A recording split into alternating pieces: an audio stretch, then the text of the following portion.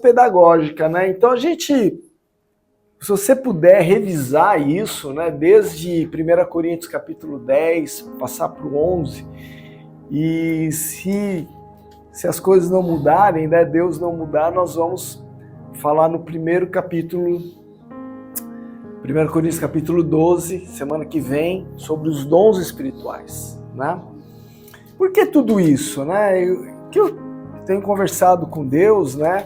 É que parece que Deus, né, e dentro do que está acontecendo dentro do ministério, a gente vê, né, a gente iniciando, formando, né, e é o que a gente quer, né, que a gente tem conversado com todos vocês, é a respeito de formar uma base, formar um fundamento. Esse fundamento tem que estar muito bem fundamentado, o ministério tem que estar muito fundamentado, com pessoas realmente comprometidas com Deus, comprometidas com o trabalho do reino de Deus, e mais muito bem formadas, né?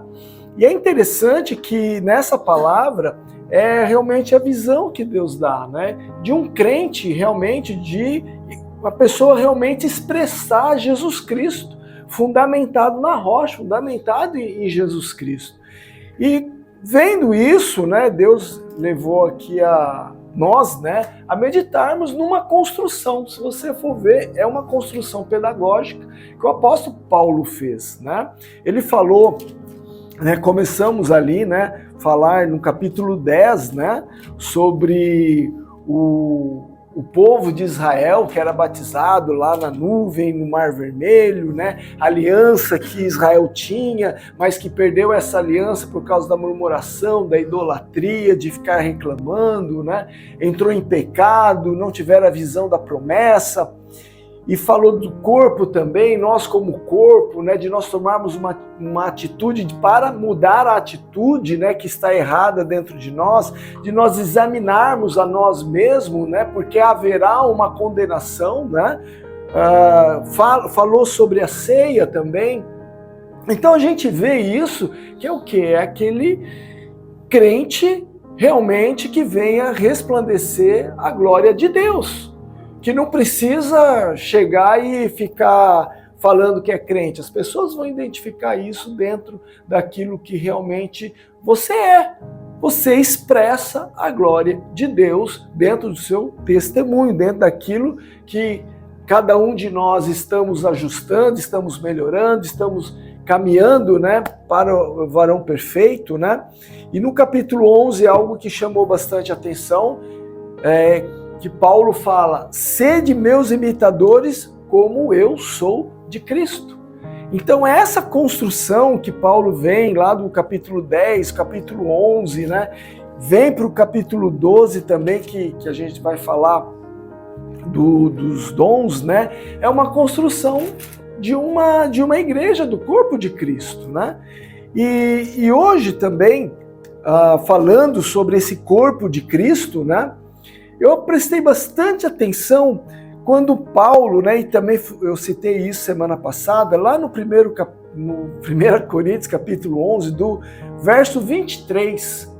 Olha, presta bem atenção ali, ele fala assim: pois eu recebi do Senhor o que também vos entreguei, que o Senhor Jesus, na noite que foi traído, tomou o pão. E logo após haver dado graças, o partiu e disse: isto é o meu corpo, que é dado por vós, fazei isso em memória de mim. Me chamou a atenção isso. Porque, pelo menos para mim, a concepção sempre fazer memória de mim era comer o pão. Mas, prestando atenção aqui, não é comer o pão, é repartir o pão. O repartir é que é fazer a memória de Cristo crucificado na cruz. E é interessante que, né, todo mundo aqui já leu esse texto, ou pelo menos conhece esse texto da ceia, né? Ele enfatiza isso do corpo dele. E ele fala ali, ó, e logo após ver dado graças, partiu e disse: isso é meu corpo, é dado por vós, fazei isso em memória de mim. Ou seja, Jesus, ele não poderia ser crucificado para ser lembrado. Então ele instituiu a ceia para ser lembrado da morte dele, mas ser lembrado que ele repartiu o corpo, que ele deu o corpo dele para nós, para nos libertar. Do mesmo modo, depois de comer, ele tomou o cálice e declarou: esse cálice é a nova aliança no meu sangue. Não é do meu sangue, é no sangue. É no sangue, é dentro do sangue dele, é submerso dentro do sangue dele, é dentro do sangue dele. Esse no, né, é uma preposição. Eu não sou muito bom de português, né? Mas ela identifica o quê? Que está dentro, que está submerso, que está inserido dentro do sangue de Jesus. Então é interessante que o pão é para ser partido e o sangue de Jesus é para a gente estar dentro da aliança, submerso para essa aliança. E é interessante que isso tem muito a ver com foi dito lá no capítulo 10, que o povo de Israel estava batizado com a nuvem e no Mar Vermelho. E continuando nesse texto, do mesmo modo, depois de comer, ele tomou o cálice, declarou: este cálice é a nova aliança no meu sangue, fazei isto todas as vezes que o beberdes em memória de mim. Fazei isto, partir o pão, tomar o cálice, em memória dele. Portanto, todas as vezes que comerdes desse pão, beberdes desse cálice, proclamais o quê? A morte, até que ele venha. Então Jesus, através da ceia, ele proclama a crucificação dele, a morte dele, que foi na morte dele que nós somos salvos. Porque na morte houve derramamento de sangue. Na morte houve a água que saiu dele. Na morte dele houve a vitória da vida quando ele ressurgiu. Se Jesus não morresse, não haveria como apagar os nossos pecados. E aí vem o milagre, vem a ressurreição. Através da ressurreição, essa foi a armadilha que Deus fez para Satanás. Satanás falou: ele vai morrer, ele vai morrer, ele vai morrer. Morreu mesmo, mas ele não esperava pela ressurreição. Quando Jesus ressuscitou, aí eu fico imaginando assim, né? Jesus ressuscitando e aquele exército de anjos vindo assim. Agora nós vamos lá no inferno tomar a chave e vamos lá. E foi aqueles anjos, né? De guerra, carruagem de anjos, aquela coisa toda entrou lá. Daqui a chave do inferno. Agora eu tenho a chave da morte e da vida. E foi lá um dia, e estava o Eliezer aprisionado, e abriu a prisão. Cada um de nós, através da morte dele. E o que nós temos que, então, compreender? Que quando Paulo fala no verso 28 do capítulo 11, para nós nos examinar, é que nós realmente temos que alinhar totalmente a nossa vida, para que não haja o quê? Uma condenação. Ou até mesmo, como ele fala, pois quem come e bebe sem ter consciência do corpo do Senhor. Consciência. Do que é o corpo de Cristo? É aquele corpo que não tinha pecado, que morreu sem pecado para nos salvar. Come e bebe para a sua própria condenação. Então há um juízo, né? Como eu disse semana passada. Por essa razão, há entre vós muitos fracos, doentes e vários que já dormem. Então essa reflexão que nós temos que ter quando nós vamos celebrar a ceia aí, e dia 30, né? Acho que é 30. vai ser um domingo, né, que nós vamos fazer uma ceia, uma celebração, dia 30, né? E nós vamos tomar um café da manhã aqui, vamos celebrar e vamos fazer a ceia, é para nós estarmos já preparados. Não é na hora, né? Às vezes as igrejas, não está errado também. As igrejas estão lá, examina o homem daquele tempo, né? 5 minutos para você se examinar. Eu não consigo me examinar assim, né? Porque examinar é a gente entrar lá no nosso quarto, dobrar o joelho, Deus, o que está errado na minha vida? O que eu estou precisando alinhar? Confessar, você tem que confessar, verbalizar aquilo para cancelar no mundo espiritual, né? É realmente alinhar. Por quê? Para que nós não sejamos fracos, doentes e para que nós não fiquemos dormindo. Ou até mesmo algumas versões, né, para a morte, né? No 31, contudo, se nós tivéssemos a cautela, será que nós estamos sendo tão criteriosos, cautelosos? O que é cautela? É cuidado da nossa vida. Cuidado de a gente olhar para dentro de nós, o que eu estou fazendo com a minha vida de crente? Que eu aceitei a Jesus Cristo, que eu entendi o que é a morte e a vida de Jesus Cristo. O que eu estou fazendo com a minha vida? Por que eu estou continuando errando nesse pecado? Por que eu não estou conseguindo vencer? Por que eu preciso fazer para sair desse mau caminho? Ter cautela disso, ser cuidadoso com essa vida, de julgar a nós mesmos, não seríamos condenados. Olha só, não é o pastor chegar e falar, olha, pastora Cláudia, e é o dedinho, né? É o dedinho.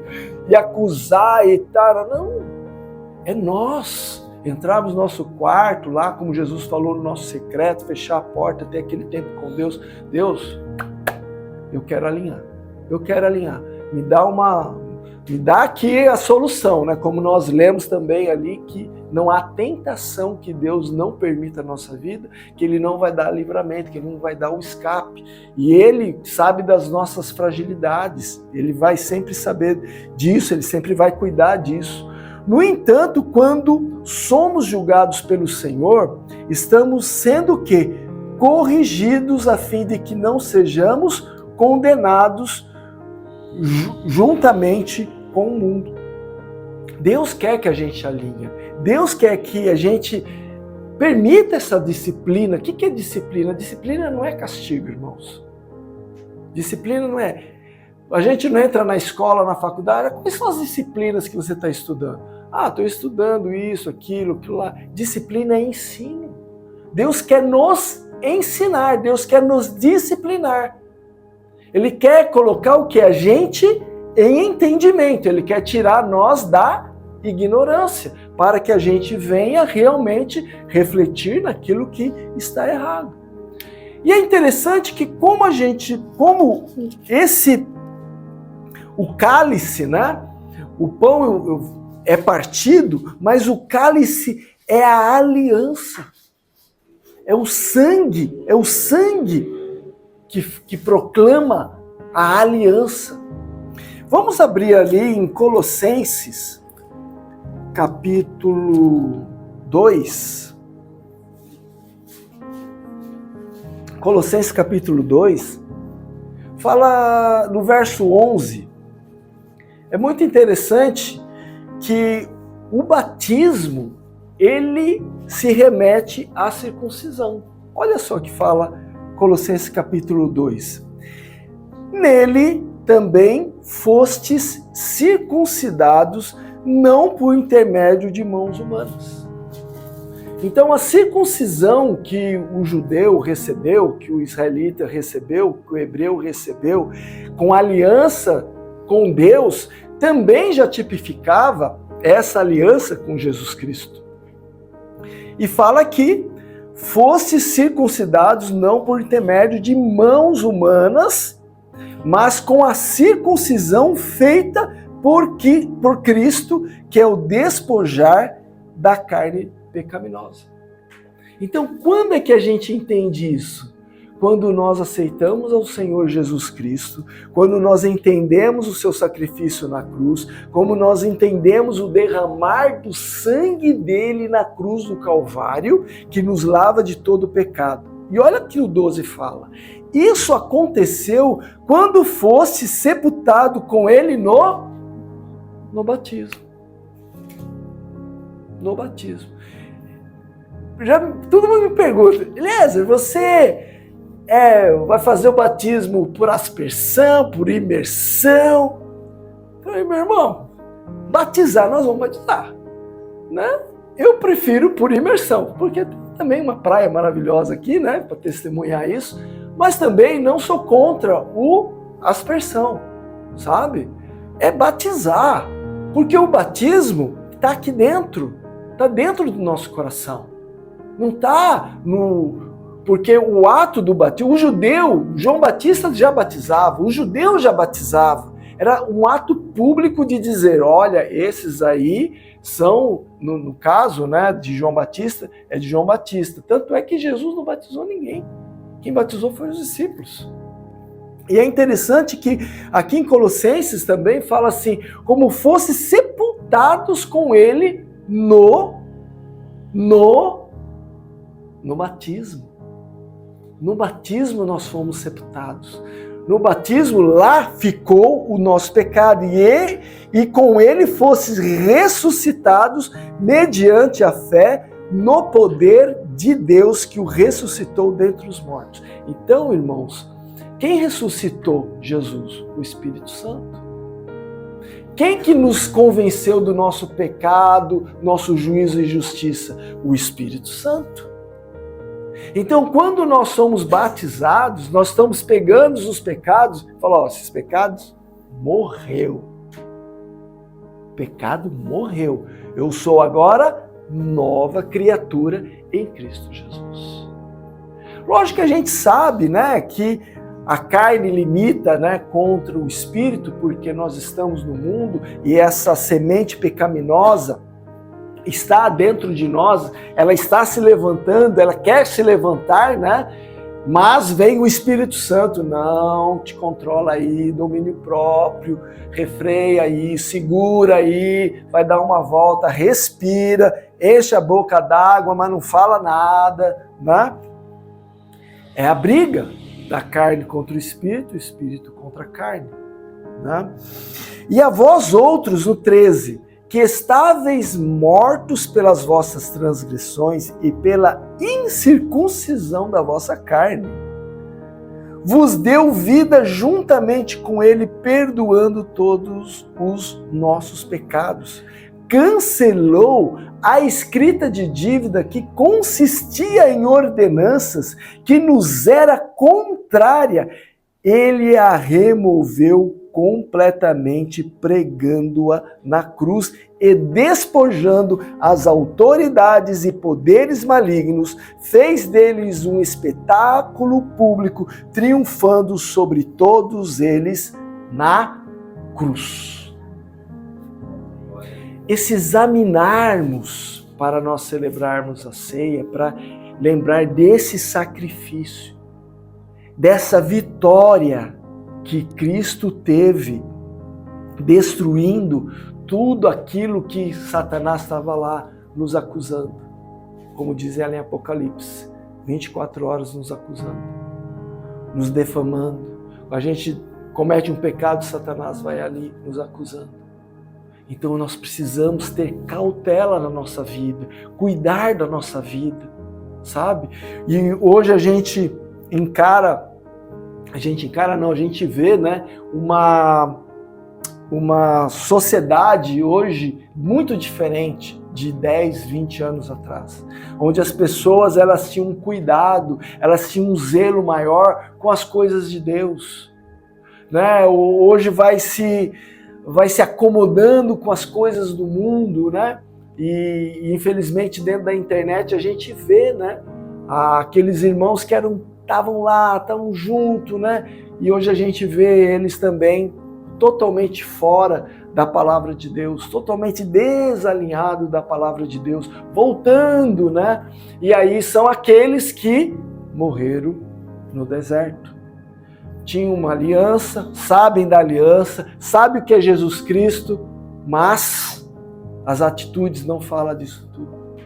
Não querem realmente pagar um preço, né?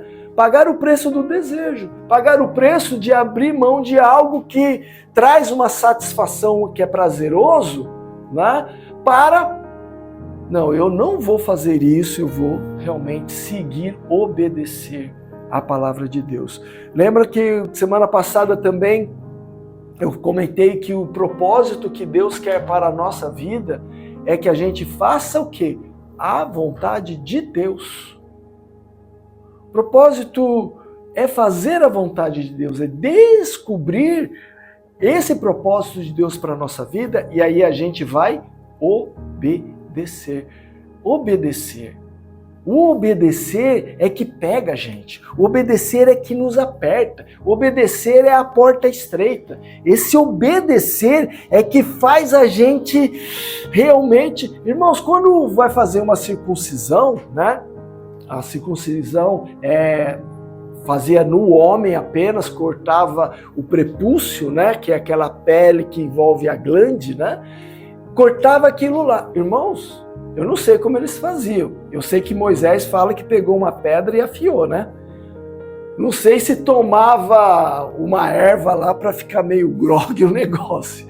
Eu sei que o negócio era estreito. Eu queria ser o último da fila. Eu não queria ser o primeiro. Né? Não, vai você, não, vai você, vai você, vai você, vai você. Irmãos, então pensa só isso. Não é brincadeira. Agora vamos trazer isso para o batismo. No batismo a gente é batizado. Aí vem essa porta estreita. Aí que vem o negócio de quem que vai ser o primeiro a falar, cara, eu não vou fazer mais isso porque eu vou obedecer a Deus, né? Eu vou me examinar, vou entrar lá no meu quarto, né, e vou orar, vou buscar a presença de Deus, eu vou buscar a Deus. Esse final de semana, olha, eu vou ficar aqui, vou entrar, vou começar um jejum e vou ficar sábado o jejum inteiro.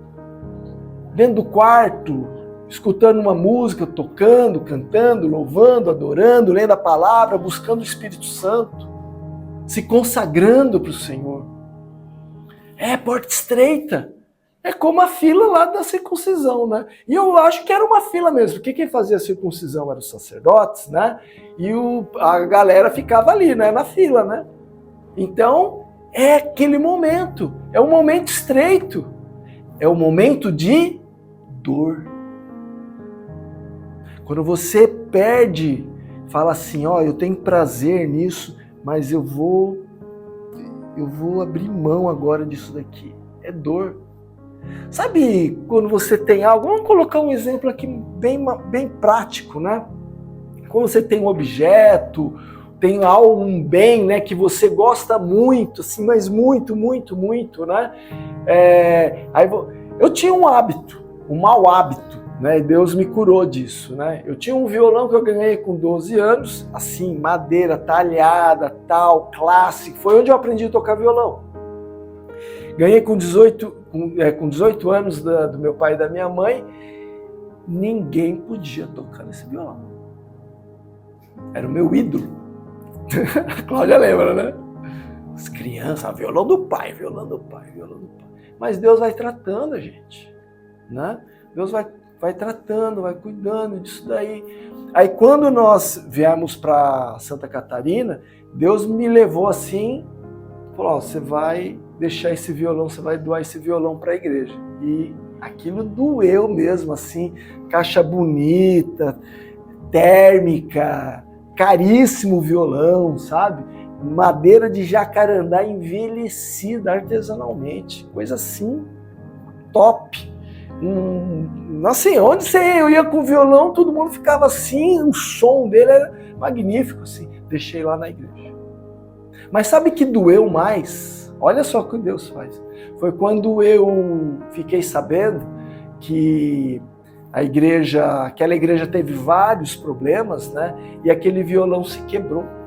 E largaram o violão, se perdeu o violão ali. Aquilo doeu mais. Porque era uma coisa assim que eu realmente idolatrava, que para dar ali doeu, mas a hora que quebraram, que eu fiquei sabendo que quebraram, que deram fim no violão, doeu mais. Aí eu falei assim, eu realmente tinha que abrir mão desse violão. E assim são esses desejos aí, a dor que a gente vai, de uma circuncisão, é a dor que a gente vai ter que ter para abrir mão, a gente vai se examinar e vai falar assim, cara, eu vou abrir mão disso daqui, eu vou abrir mão disso daqui, sabe? Para realmente eu não desagradar a Deus, não sair da vontade de Deus. É o preço. Essa dor é o preço que a gente vai pagar, né? Vamos abrir lá em Deuteronômio capítulo 30.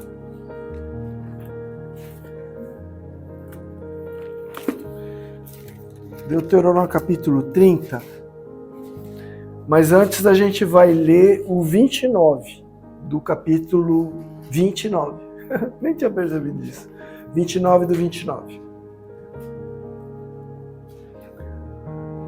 Fala assim, né?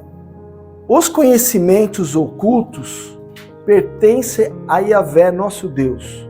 O saber revelado, entretanto, pertence a nós e aos nossos filhos, para sempre, a fim de que vivamos na prática de todas as palavras desta Torá, a lei. Olha que interessante.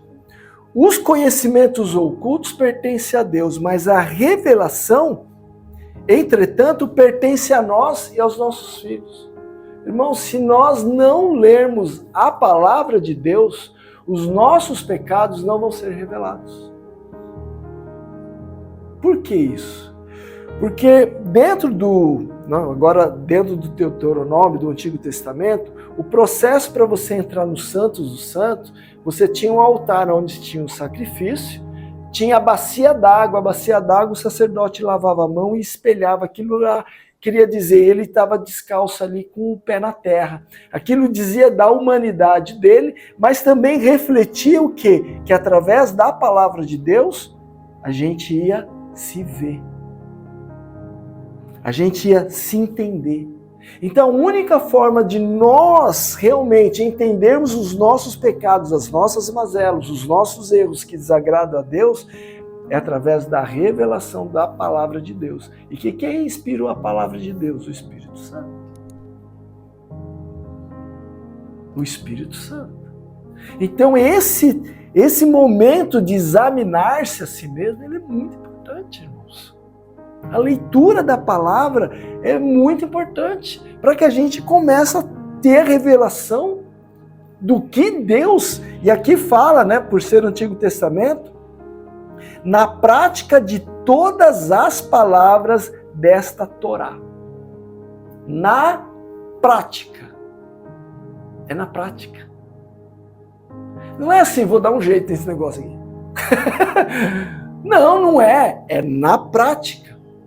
Lógico que a gente tem que entender todo o Antigo Testamento, todo o Novo Testamento, que é uma coisa só, né, com a graça de Jesus Cristo. Mas é o quê? É praticar a lei do Senhor. E no verso 1 em diante, ali no capítulo 30, portanto, quando se cumprirem em ti, ó Israel, todas essas palavras, as bênçãos e as maldições que coloquei diante de ti, e elas te atingirem onde quer que o Senhor teu Deus te disperse entre as nações. O que Deus colocou? Bênção e maldição. Quem é que você vai estar servindo? Ao diabo ou a Deus? Então quer dizer que, Eliezer, eu convertido, salvo, batizado, se eu peco, estou servindo a Satanás? Sim. Aonde eu estou pondo meu dinheiro? Eu vou lá, vou fazer uma fezinha lá na lotérica. Que moro bem em frente da lotérica, meu Deus, né? Uma fila enorme lá. Aí eu vou lá, estou passando todo dia lá. Cara, né? 7 milhões, eu acho que estavam falando. Ah, vou fazer um, né? Vou colocar 15 reais. Onde eu estou colocando meu dinheiro? No altar de Mamon. Eu estou dizendo assim, Deus é incompetente para me prosperar. Eu vou lá depositar minha fezinha lá para Mamon. Você está entendendo onde a gente não prospera mais? A gente acha que vai prosperar, mas o diabo faz ao contrário.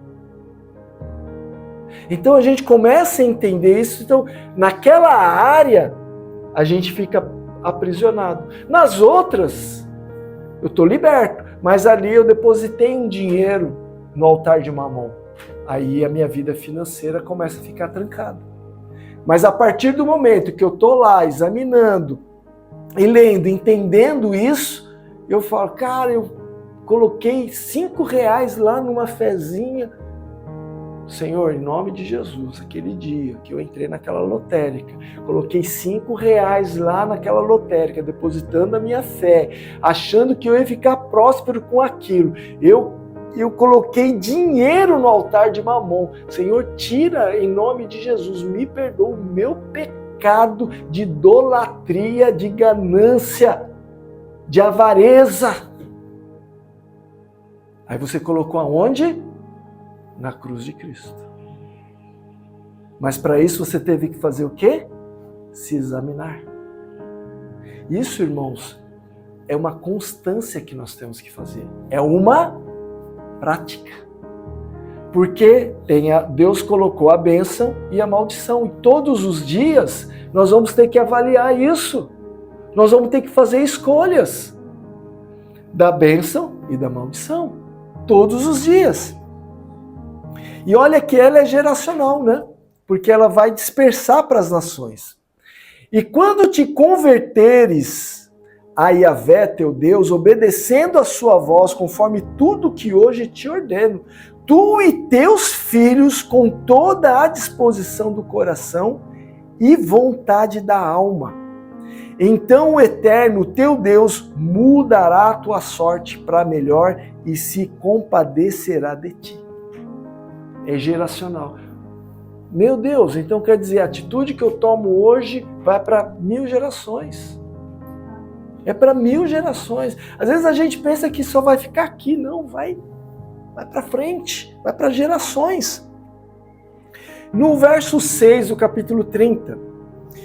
Yahvé teu Deus desimpedirá a tua alma como se circuncidasse teu coração e as entranhas da tua descendência, para que aprendas a amar o Senhor teu Deus com todo o amor do teu coração e toda a vontade da tua alma e vivas plenamente. Irmãos, o batismo e a circuncisão. A circuncisão no Antigo Testamento e o batismo no Novo Testamento são as mesmas coisas. Sabe, essa circuncisão é realmente nós nos derramar, é realmente nós sentirmos essa dor, né, no nosso coração, como ele fala aqui, as entranhas da tua descendência. É lá dentro, irmãos. É intimidade. É no sangue, não é do sangue, é no sangue. É muito dentro de uma intimidade com o Espírito Santo que a gente tem que viver. E essa diferença também, às vezes, é um fio de cabelo, porque o diabo ele vem trazendo o que? Engano. Ele vem trazendo engano e às vezes o que eu sempre falo? Pede discernimento do Espírito Santo. Quer um dom? Discernimento de espírito. Porque às vezes Satanás coloca oportunidades, coloca uma coisa aqui, outra coisa aqui, e a gente ali no apuro toma uma decisão errada. Mas com o discernimento do Espírito, o Espírito Santo fala assim, olha, é bom, parece bom, mas não é. cai fora, cai fora, cai fora. Sabe, irmãos, quem assim mexe com bastante negócio, né, e tem que tomar decisões importantes, né, eu escuto testemunho disso, eles falam assim que às vezes eles entram dentro do banheiro e vão orar, e Deus fala, ó, é muito bom, vai ganhar muito dinheiro, você vai ganhar dinheiro, mas eu não quero. Eles chegam, ó, beleza, ok, gostei do produto, do negócio, muito bom, mas eu não vou fazer. Cara, mas você vai perder milhões. Eu vou perder, não vou perder, eu vou deixar de ganhar, né? E sai fora. Aí depois passa um tempo, aí escuta, né, o que aconteceu com aquelas pessoas que fizeram aquele negócio, tal. Então eles veem isso daí, né, que o discernimento de espírito, o que Deus protege. Mas por quê, irmãos? Essa intimidade, essa comunhão, essa circuncisão que a gente tem que ter dentro do nosso coração. Vamos abrir lá em Romanos capítulo 6.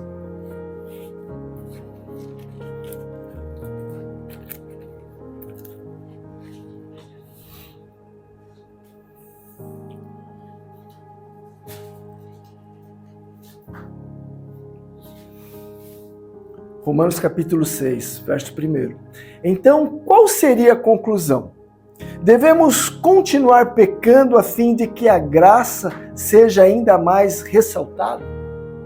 Irmãos, nós estamos vivendo agora na graça. Mas eu vou continuar pecando por quê? Aí, quanto mais eu peco, mais graça de Jesus eu tenho. É isso? Então, quanto mais eu desobedeço, mais eu sou perdoado. É isso? Então eu sei que eu estou errado, eu vou continuar errado, é isso? É isso? Sabe, irmãos, quando o teu filho lá, pensa lá, o teu filho, né? Você tem filho lá, né? Você está com um filho, você fala assim, não faça, ele faz, não faça, ele faz, não faz, ele faz. Aí que tem um momento, tá bom, desobediente, que você vai colocar ele em castigo. É castigo. Sabe, e a palavra de Deus fala que Deus vem com a ira dele, com castigo, não é disciplina e com o castigo dele, para os filhos que ele ama. Então a gente vai esperar chegar isso para mudar? Porque a graça, ela vem. A misericórdia do Senhor, com certeza. A gente pecou, a gente errou, a gente pediu perdão. Deus vai perdoar, certeza. Ele vai nos perdoar, porque Ele nos ama muito. Mas vai chegar um limite. O copinho de Deus vai chegar a um limite. Olha a história de Israel. Veja o que aconteceu com a história de Israel. Você vê que a paciência de Deus foi indo, até que chegou um momento que veio Babilônia, que veio os assírios, que veio destruindo tudo, que veio o Império Romano. Veio mesmo. Por quê? Para apertar. Mas eu estou colocando esse povo no castigo, esse povo ainda se rebela. O que aconteceu? Vou mandar ainda meu filho, foi Jesus Cristo. Deus abrir mão do filho dele, você daria. A gente não dá o nosso filho para o sacrifício de outra pessoa. Só um Deus que ama. É um Deus. É o amor de um Deus, do único Deus que faz isso. Para a gente mudar de atitude. E quando a gente não muda de atitude, vai vir as consequências. Aí a gente pensa assim, né? O ser humano pensa assim, cara, mas não está acontecendo nada. Está falando aqui, desde a Bíblia, 2025 anos, está falando que Jesus vai voltar, não chegou ainda. Então começa o quê? Há uma irresponsabilidade. Sabemos que estamos errados, mas não mudamos de atitude. E essa mudança de atitude, eu estava pensando, né, lendo esse texto, pensando, mas como que gera essa mudança? Não tem jeito. É quebrar o hábito. É mudar realmente a atitude. Falar assim, não vou fazer mais. E acabou. Eu decido. Agora, por que a gente toma essa atitude. Lembra do que Jesus falou ali? Que nós começamos a ler os primeiros versículos dessa noite? Que ao partir do pão, que ele falou, fazer isso em memória dele. O que é a igreja, irmão? É o corpo de Cristo. Nós temos que resplandecer a glória de Deus. Nós temos que passar isso para a glória de Deus. Agora, o que as pessoas estão vendo em nós? Será que estão vendo a glória de Deus? É isso que a gente tem que estar pensando. E às vezes pode ser muito fácil para as pessoas em relacionamentos ao seu redor, mas para as outras é difícil. Imagina você, né, dentro lá do seu trabalho, né? Isso vai muito do temperamento de cada um também. Tem temperamentos que são mais fáceis, né? Um fleumático, um melancólico é mais fácil. Mas para um sanguíneo e para um colérico é mais difícil. Hora que vê, você já falou! Né? Hora que vê, você já resolveu tudo e tal, já se precipitou e foi.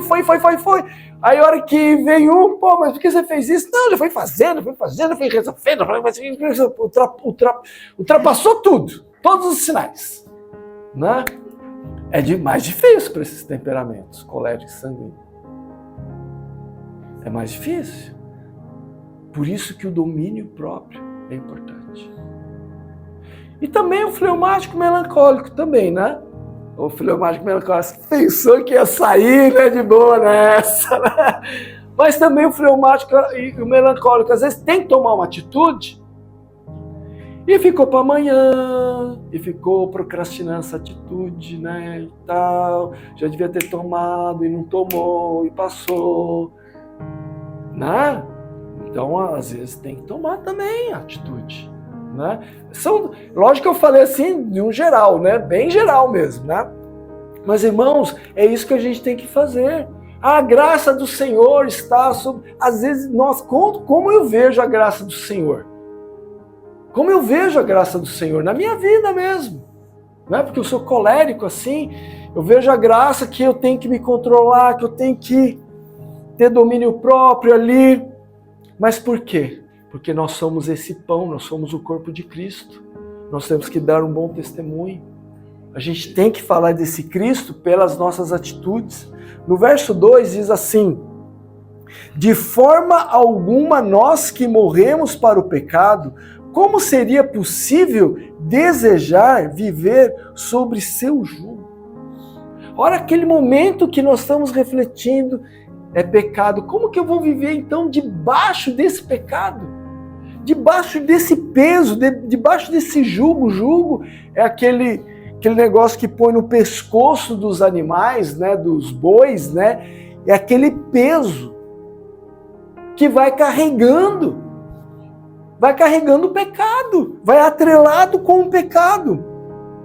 No verso 3, ou ignoreis que todos nós que fomos batizados em Cristo Jesus, fomos igualmente batizados na sua morte? Nosso pecado morreu ali quando nós fomos batizados. Portanto, fomos sepultados com ele na morte por meio do batismo, com o propósito de que, assim como Cristo foi ressuscitado dos mortos, mediante a glória do Pai, também nós vivamos uma nova vida. Irmãos, uma nova vida. Quantos de nós queremos uma nova vida? Uma nova vida sem pecado, uma nova vida sem dívidas, uma nova vida sem problemas nos relacionamentos, uma nova vida dentro do ministério. Quantos, imagina, sonha aí com uma nova vida naquela área que você não tem aquele fluir do Espírito Santo, aquele fluir de Deus, aquela prosperidade, né, de relacionamentos, financeira, material, de intimidade também com o Espírito Santo. Qual é a área onde nós não temos nova vida? Sabe quão importante é essa cautela que Paulo falou para nós termos de examinar nós mesmos? Porque é difícil. É difícil a gente dobrar no nosso orgulho, é difícil a gente dobrar o nosso ego, é difícil a gente dobrar a nossa prepotência, é difícil para nós isso dizer que nós estamos errados. Como é difícil, e às vezes é difícil dizer isso para nós mesmos. Como é difícil, irmãos. Eu posso falar para vocês. Eu vou completar em maio 58 anos. E esses dias doeu no meu coração.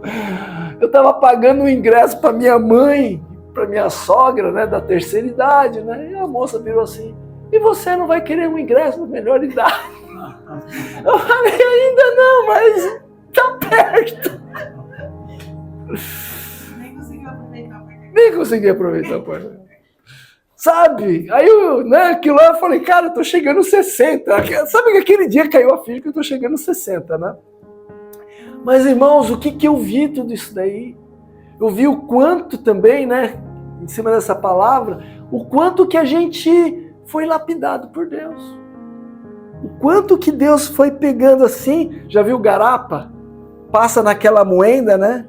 Aí o cara pega, dá uma dobrada, passa de novo, dobra mais uma vez, vai de novo. Ele deixa, é uma vara desse tamanho, fica um quadradinho assim, sabe? Vai espremendo. Às vezes eu me sinto assim, de quanto que Deus foi dobrando para quebrar o meu orgulho, minha prepotência, o meu ego, minha soberba, o sabe tudo, o que tem resposta para tudo, o que resolve tudo, deixa comigo, bata no peito, é comigo mesmo, eu vou lá fazer. Deus foi transformando. Mas uma coisa que eu posso falar para vocês, irmãos, que me ajudou muito, mas muito na minha vida, é o examinar a si mesmo. É o entrar no quarto, na intimidade com Deus, no teu secreto, ali falar com Deus. Deus muda a minha vida. Deus, aonde eu não tenho essa nova vida, eu quero ter. Sabe, eu lembro um momento com meu filho, um tempo muito difícil com meu filho, e Deus falou assim: para de pedir, começa a declarar. Eu comecei ali a declarar: Deus, Ele é teu. Deus, Ele é teu. Eu entrava dentro do quarto dele: Deus, Ele é teu. Deus, Ele é teu. Deus, Ele é teu. Deus, Ele é teu. Até que chegou aquele dia que ele também quebrou o orgulho dele, se consertou com a gente, se consertou com Deus. Então, irmãos, aonde é que nós não temos nova vida, a gente precisa ter. Seja em qualquer área, a gente precisa ter. A gente falou aqui da graça do Senhor. Vai vir a graça, mas para ter a graça, a gente tem que alinhar. A gente tem que obedecer. A gente tem que fazer a vontade de Deus. Se eu tenho que fazer a mais no meu tempo, eu vou fazer a mais. Mas eu quero ter nova vida. Porque um dia esse sangue foi derramado pela nossa vida, pela vida de cada um de nós. E a gente tem consciência disso. A gente vem, toma ceia e tal. Mas é muito mais do que isso. É todo dia. E às vezes esse comer do pão e beber do cálice fica só a cada 30 dias que a gente lembra. Não é, é todo dia. É todo dia. Porque nós somos o corpo. Nós temos que fazer a diferença na sociedade. E não é só na sociedade, é dentro da nossa casa. É com o nosso cônjuge. O casamento, irmãos, ele foi feito para o marido se sacrificar pela esposa. Porque Jesus se sacrificou pela igreja. E a esposa se sacrificar pelo esposo.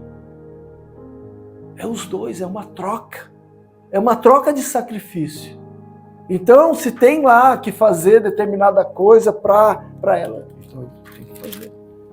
Conversou, alinhou. Se ela tem que fazer algo ou deixar de fazer algo para ele, vai ter que fazer, deixar algo, fazer algo. Casamento é assim. Por quê? É Cristo e a igreja. É Cristo e a igreja. E a nossa vida como corpo. Às vezes nós estamos fazendo boas coisas, né? Boas obras, né? Para a sociedade. Mas a hora que chega dentro de casa, eu posso falar, porque dentro da igreja eu era o abençoado e lá dentro de casa eu era o inferno. Eu era o inferno. Então a minha religiosidade dentro da igreja era uma coisa. A hora que eu chegava dentro de casa eu era outra. Então eu queria ter nova vida. E aí esse examinar, essa cautela, leitura da palavra, como nós lemos lá em Deuteronômio capítulo 30. É leitura, é você meditar, é deixar o Espírito Santo entrar. Se a palavra fala, eu vou fazer, eu vou obedecer, porque eu quero que a minha geração também usufrua dessa prosperidade, dessa nova vida, até a volta de Jesus Cristo. Amém? Amém? Vamos colocar em pé, irmãos?